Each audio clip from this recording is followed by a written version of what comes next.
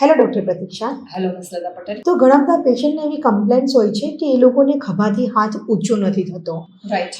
એ લોકોને હેર કોમ્બ કરવા હોય ને તો પણ કરી નથી શકતા. અમુક વાર તો એ લોકો ખુદનો મોબાઈલ પણ ઉચકી નથી શકતા હોતા.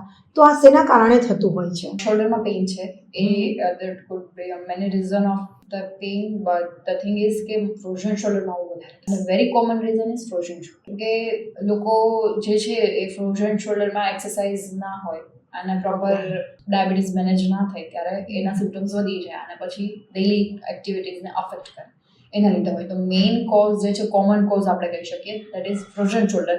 પણ ડેફિનેટલી બીજા કોઈ શોલ્ડરના પેઇન છે તો એક વખત ઇવેલ્યુએટ કરી અને ડૉક્ટર પાસે ડાયગ્નોસિસ કરાવવું જરૂરી છે. ઓકે, તો ડાયાબિટીસ અને ફ્રોઝન શોલ્ડરને શું કનેક્ટેડ છે? જ્યારે ડાયાબિટીસ હોય ત્યારે એ શોલ્ડર જોઈન્ટ જે છે ફોર્મ થયેલો છે એમાં વધારે એક્સેસિવ ગ્લુકોઝનું કમ્પોઝન થાય. ઓકે. ફ્રોઝન શોલ્ડર બેઝિકલી શું છે કે જ્યારે આવી રીતે ફોર્મ થાય છે શોલ્ડર જોઈન્ટ, જ્યારે સ્કેપ્યુલાની કેવિટી છે એમાં હ્યુમરસનું હેડ છે ફિક્સ થાય અને શોલ્ડર જોઈન્ટ બને એની ફરતે કેપ્સ્યુલ બને.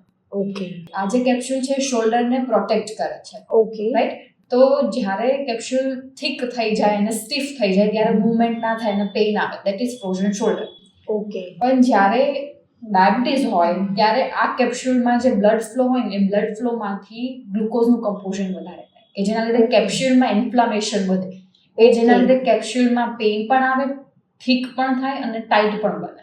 તો ડાયાબિટીસ વાળા પેશન્ટ આ રીઝનના લીધે are more prone to the frozen shoulder. તો આ એટલે કનેક્ટેડ છે. યસ, બીકોઝ sugar વધારે ગ્લુકોઝ છે એ કેપ્સ્યુલની અંદર ડિપોઝિટ થાય જ્યારે ડાયાબિટીસ હોય. તો એના લીધે કેપ્સ્યુલમાં વધારે ઇન્ફ્લામેશન થાય, વધારે જાડી બને, થિક બને અને રેસ્ટ્રિક્શન આવે મૂવમેન્ટ. ઓકે, મૂવમેન્ટ્સ રિસ્ટ્રિક્ટ થઈ જતા હોય છે પેશન્ટના. ઓકે, તો આના માટે પ્રિકોશન શું રાખવા જોઈએ?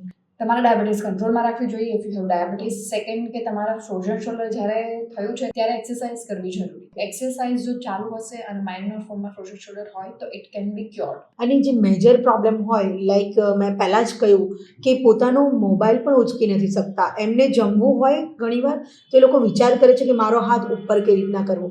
તો આના માટે શું કોઈ નોન સર્જિકલ ટ્રીટમેન્ટ હોઈ શકે છે ખરી? Yes, frozen shoulder generally it disappear within 3 months.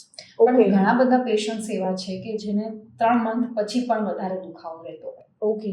અને દુખાવો કોઈ પણ વસ્તુ કરવાની, ફિઝિયોથેરાપી કરાવવાની કે નોર્મલ ટ્રીટમેન્ટ કરવાથી દુખાવો જતો નથી. તો then we have ultimate solution which is shoulder pain embolization. કેપ્સ્યુલમાં જે રહેલું ઇન્ફ્લામેશન છે કે જે કોઝ છે ફ્રોઝન શોલ્ડરનો, એ ઇન્ફ્લામેશનને આપણે રિમૂવ કરી દઈશું બાય એમ્બોલાઇઝિંગ પાર્ટિકલ્સ. એન્જિયોગ્રાફી કરી અને આપણે એમ્બોલાઇઝિંગ પાર્ટિકલ્સ છે ત્યાં મૂકીશું અને ઇન્ફ્લામેશનને રિમૂવ કરીશું કે જેના લીધે કેપ્સ્યુલ છે એનું ઇન્ફ્લામેશન રિમૂવ થાય અને કેપ્સ્યુલ છે એ ઇઝીલી મૂવ કરવા દે શોલ્ડર જોઈન્ટ. સો શુગરનું શું, વધારે જો શુગર પાછું આવે અને આ ટ્રીટમેન્ટ કરાવી હોય તો ફરી ત્યાં પેઇન આવી શકે છે? શુગર આવે અને આપણે એક વખત ટ્રીટમેન્ટ કરાવી તો યસ, એ ફ્રોઝન શોલ્ડર બીજી વખત થવાના ચાન્સીસ બહુ ઓછા છે.